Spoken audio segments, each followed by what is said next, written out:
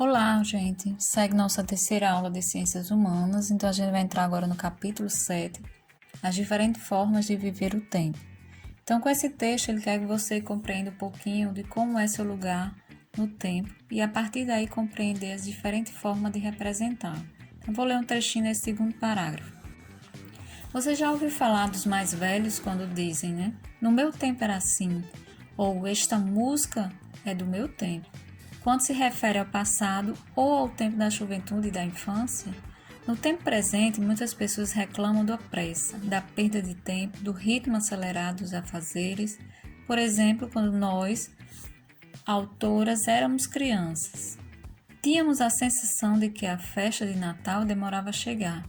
Hoje, devido ao ritmo acelerado de nossas vidas, achamos que chega muito rápido, né?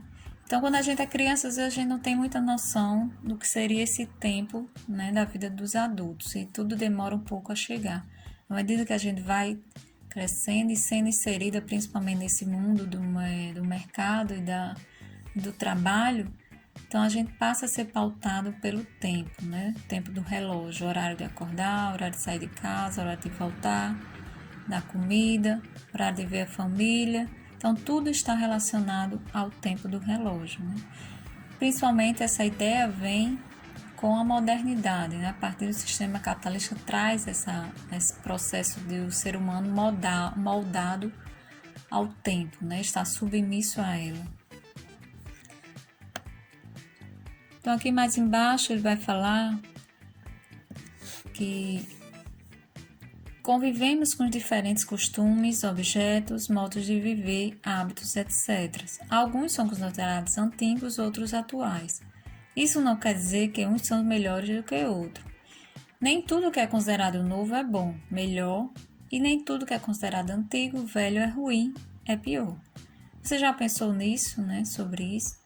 Então, só fazendo um comparativo um pouquinho com a nossa sociedade, às vezes a gente tem um olhar um pouco das pessoas mais velhas como se não tivesse mais nada a oferecer, né?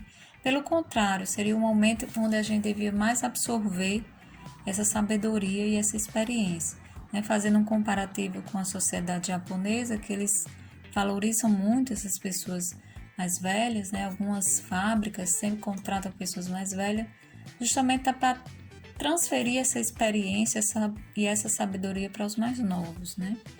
Então, é esse olhar que a gente tem que rever na nossa sociedade. Então, finalizando aqui o texto, ele vai dizer que o tempo do relógio passou a controlar os nossos afazeres. O desenvolvimento dos meios de comunicação contribuiu para essa mudança. Então, principalmente com a tecnologia, né, trouxe essa sensação de rapidez. Hoje uma notícia aqui no Brasil chega rapidamente em outro local, do outro lado do mundo. Então, essa rapidez nos dá a sensação que o tempo está passando muito rápido, muito veloz. Então, já na página 54, ele vai trazer outro texto que vai dar outra ideia do tempo, que ele vai contar a história de um índio, né, que passa um tempo em São Paulo, trabalhava na FUNAI, e ele já viu o tempo de outra forma totalmente diferente, né? Ele não entendia o relógio. Então, ele olhava o tempo pela altura do sol. Então, ele diz que, né, alguns jovens lá na aldeia usam relógio, mas é para enfeite, né? Que o tempo, para eles, é o grilo, né? Quando canta, é hora de acordar. E ele diz que à noite os mais velhos contam história, né? Quando acaba a história, é hora de dormir. Então, cada um come a partir do momento que sentir fome, né? Diferente da gente. A gente come a partir daquele horário, independente de ter fome ou não, porque só vai ter tempo para comer aquele horário. Então, ele traz essa reflexão, né, que na aldeia as pessoas não estão moldadas ao tempo. Pelo contrário, né? E eles fazem aquilo que querem fazer a partir das suas necessidades, e não uma obrigação de um relógio por trás. Então, ele vai dizer que os índios estão pegando essa mania, mas não é normal. Lá, na aldeia dele, o ano acaba em meados de novembro, durante a época de chuva, e começa em março, né? Então, nesse interim, o tempo acaba, é hora de ficar recolhido numa oca, ouvindo as histórias sobre o tempo. Então, esses dois olhares que nesse texto traz, né? O primeiro texto, um olhar mais voltado ao ser humano moldado ao relógio, ao tempo, e esse outro texto traz o índio que não está submetido a esse relógio, pelo contrário, ele está dentro, inserido no universo da natureza que vai dizer quais são suas necessidades. Então aqui ele traz duas questões, né?